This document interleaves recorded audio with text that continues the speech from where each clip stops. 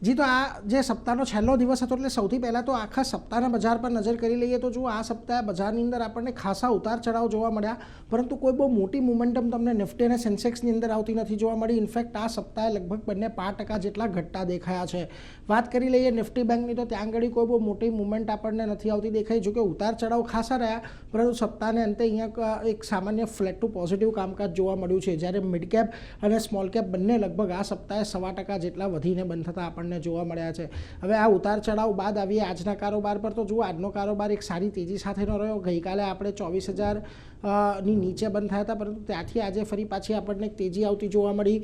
Almost 2% જેટલો 1% જેટલો Nifty વધ્યો, 1% જેટલો સેન્સેક્સ વધ્યો, 1.25% જેટલો ઉછાળો તમને નિફ્ટી બેંકની અંદર આવતો જોવા મળ્યો અને 58,000ની ઉપર બંધ થયું છે, જે ક્રુશિયલ લેવલ છે. મિડ કેપ અને સ્મોલ કેપની વાત કરી લઈએ તો ત્યાં પણ આજના દિવસે સારી તેજી સાથેનું કામકાજ તમને જોવા મળ્યું હતું. ઓલમોસ્ટ 1.5%નો ઉછાળો આ બંનેની અંદર આવતો જોવા મળ્યો. સેક્ટર્સ આજના દિવસમાં જે સારું પરફોર્મ કરતા રહ્યા એમાં જો રિયલ્ટી સેક્ટર હતું, ખૂબ સારી તેજી આજના દિવસે આવી. આ ઉપરાંત PSU bank, IT, defence counter, આ બધી જગ્યાએ ખરીદદારી હતી. એકમાત્ર એફએમસીજી કાઉન્ટર એવા હતા કે જ્યાં આગળ લાલ નિશાનની અંદર આપણે કારોબાર જોયો. નિફ્ટીના ફ્રન્ટ પરથી વાત કરી લઈએ તો જુઓ આજે Jio financial, HDFC life, Reliance, SBI life, આ બધામાં આજે તમને એક સારી તેજી સાથેનો કારોબાર જોવા મળ્યો. જ્યારે ડૉક્ટર રેડ્ડીઝ ત્યાં આજે ફરી પાછો ઘટાડો હતો. ગઈકાલે મેનેજમેન્ટે સ્પષ્ટતા આપી, તે છતાં આજે 2% ઘટ્યો. આ ઉપરાંત ઇટરનલ, નેસ્લે ઇન્ડિયા અને ભારતીય એરટેલમાં પણ થોડુંક દબાણ રહ્યું.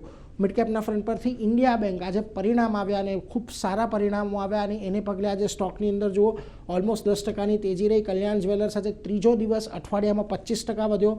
પેટીએમ અને ગોદરેજ પ્રોપર્ટીઝમાં પણ સારી ખરીદદારી જોવા મળી છે. પરંતુ જ્યાં દબાણ રહ્યું તમને મિડકેપની અંદર એની વાત કરી લઈએ તો ખાસ કરીને જુઓ page industries, Swiggy, ઓર્બિંદો pharma, Marico, આ બધાનો સમાવેશ થાય છે, એટલે એના પર ધ્યાન રાખવાનું. હવે જો આજે આપણે બંધ થયા છીએ, ખાસ કરીને સારી તેજી સાથે બંધ થયા છીએ. નિફ્ટીનું ક્લોઝિંગ પણ જે છે વીકલી એ ઓલમોસ્ટ 24,200ની ઉપર આપણને આવતું દેખાયું છે, એટલે કે અહીંયાથી સ્ટ્રેન્થ આગળ વધે એવી પૂરેપૂરી અપેક્ષા છે. જો કે અહીંથી મહત્ત્વની વાત હવે એટલી છે કે 24,500ની ઉપર ક્લોઝ થાય તો જ આપણને એક સારી તેજી આગળ વધતી જોવા મળી શકે છે.